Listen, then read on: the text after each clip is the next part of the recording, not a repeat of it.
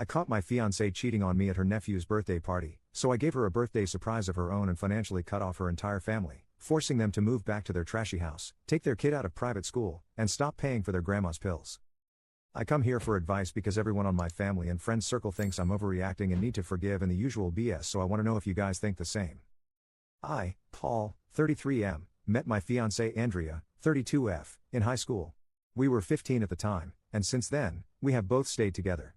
We had our rough patches when I went to study in a nearby city, but used to visit her most of the time.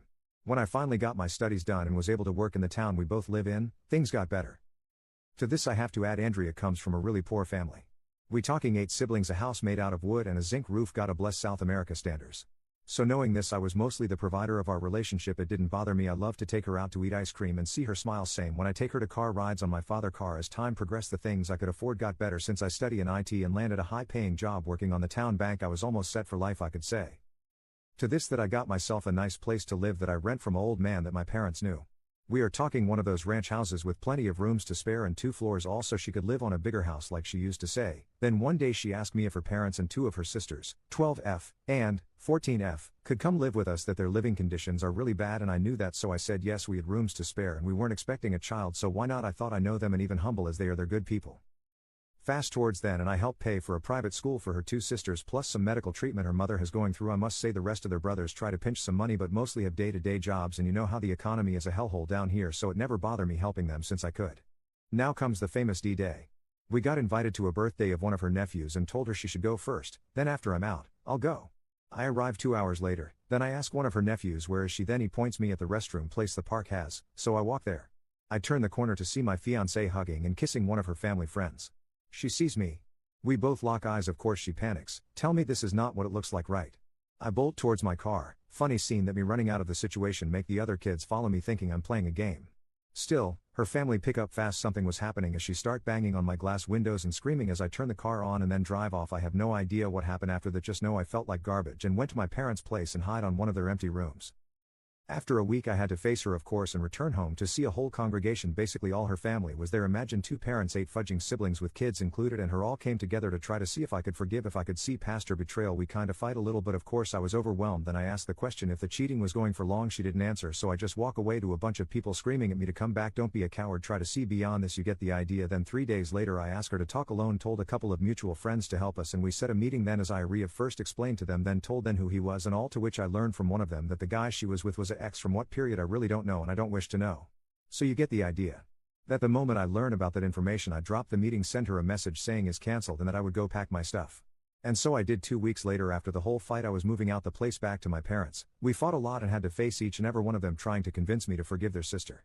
Mistake, but I end up blocking them and putting my foot down, telling them is not their business. Then her friends pile up, even some of my friends too, saying is just a mistake and blah blah. Then what hurt the most was both my parents saying that seeing me like that wasn't right and perhaps I should forgive and fix our relationship, and yup, in this whole parade of people nobody give a dang how I was doing, only our relationship, to which I end up cutting ties with most of them besides some of my best friends and my parents on a low contact deal as I moved to a 1-by-1 bad block apartment I could rent fast. Now 2 months after the whole ordeal I paid the last month, then cut ties with all payments. The house I was renting gone, the private school gone, her mother medical treatment and pills gone. Also, and I must say, try to hold that much while being 2 teenagers, 2 retired folk and a housewife who barely finished nurse school, you get the idea. When the bills came to her she lost it all and came running to my parents, to which she didn't find me, so she went to my work and came to talk. When I went out she groveled and cried that she didn't want this of us and to give her another chance if it's not for her mother. I said that I had no attachment more to her or her family and drive off. Now she has talked with most of the people on my circle again, and of course they say I shouldn't be this cruel, that I have the money to spare. Even again my parents, why let them suffer after all this time?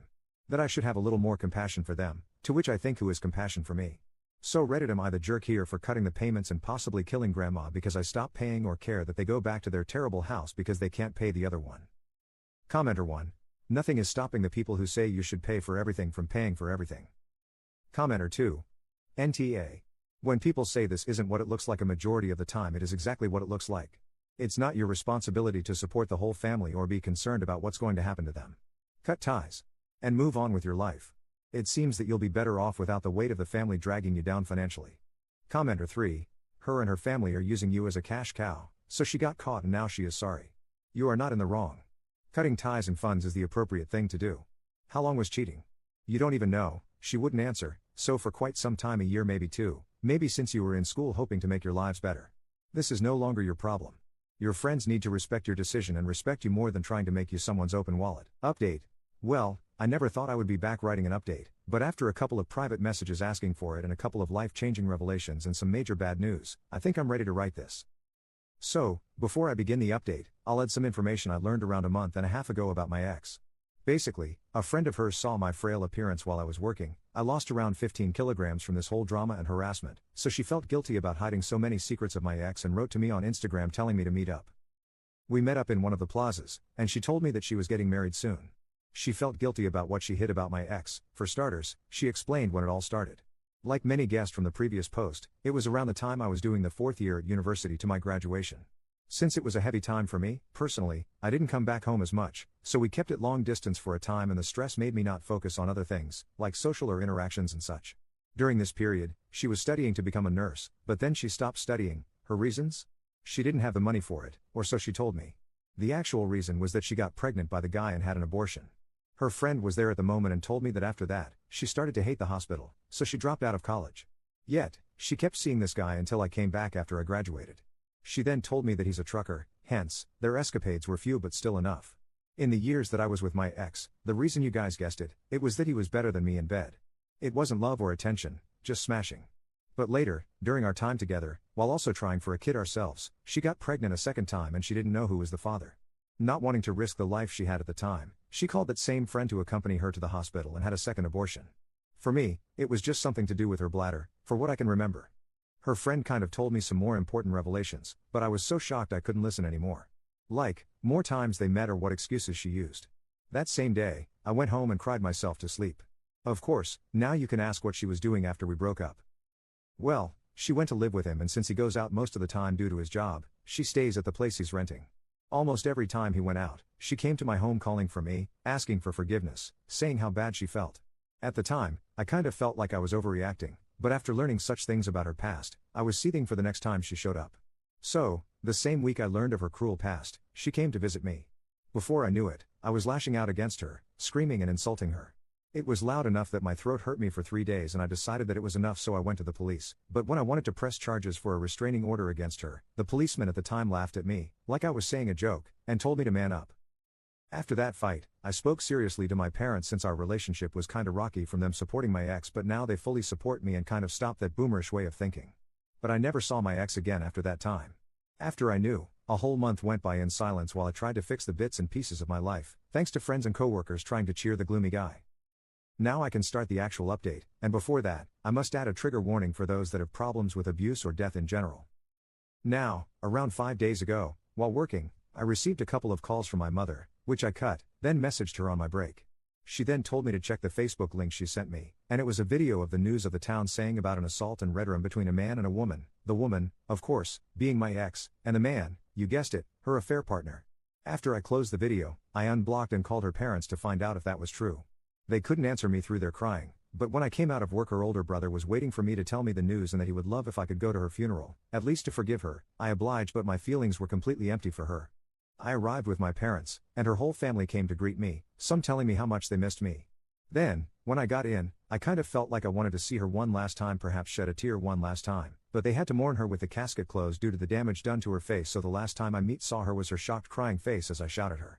I said my piece at the time, and later she was buried. After her burial, the brother, who was the friend of the cheating guy, came to talk to me. First, he apologized because he also knew most of the cheating that was going around but decided to keep it quiet because of her parents' and sister's new comfortable life. Then he explained to me that while she was living with him, it wasn't all roses. He cheated on her during his travels and boasted about it to his friends, and verbally abused her, and physically once, but cut it after the older brother threatened him. He told me a neighbor of theirs called the police 3 times on them, and that she sometimes slept at her older brother's house. But since he's taking care now of his parents, the teenage sisters, and at the time his pregnant wife, the brother couldn't keep her for long, so she always returned to him until now, this last time. From what that same brother told me, it seems they fought the night before, and it got serious enough that he ended up doing that to her. The neighbor heard the screams and quickly called the police, but by the time they arrived, it was too late, he ran away. So for now, there's no justice for her. Now, my feelings? Well, I'm quite numb, to be honest. Perhaps still not touching ground, but to be honest, this is not the end I wanted to post or the karma she should have gotten.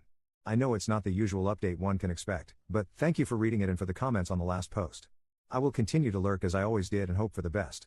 With that said, thank you for your time. Edit. The police finally caught them while trying to pass the border to the adjacent country. Our province borders with 2 other countries, so I hope her family can now find some justice and she can rest in peace now. Commenter 1. Not everyone wants their cheating ex to suffer a horrible fate.